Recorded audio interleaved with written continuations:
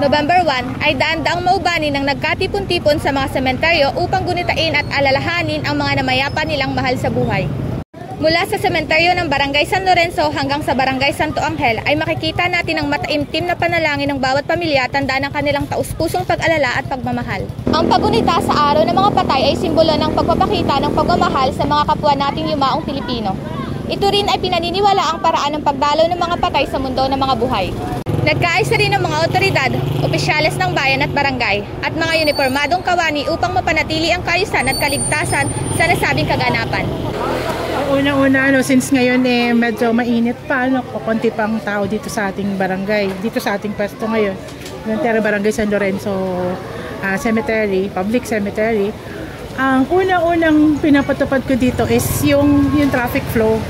Kapag marunong tayo sumunod sa batas, hindi tayo magkakaroon ng disorder.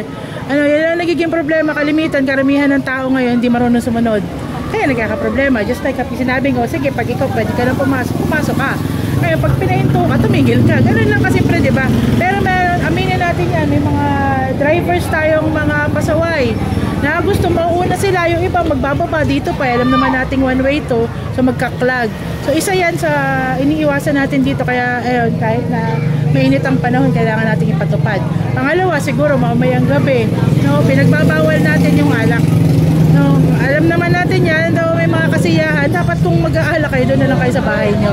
Huwag na dito. Kasi unang-una, mataas yung ating pwesto, baka mamaya doon pa kayo mag-inom, doon kayo malasing, at alam niyo, pagbaba niyan, madulas ang daan natin, baka magkaroon pa ng aksidente. So isa yan. At magpapasalamat din ako.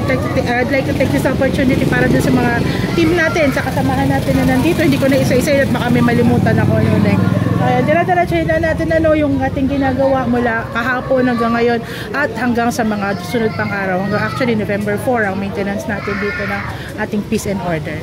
Pinapaalalahanan din ang lahat ng mga maubani na panatilihin ang kalinisan ng ating mga sementeryo at sundin ang mga panuntunan para sa kaligtasan ng lahat.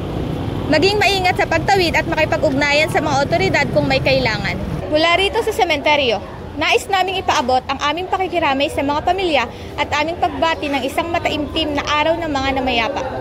Maraming salamat at naway magkaroon tayo ng isang mapayapa at makabuluhang pagunita.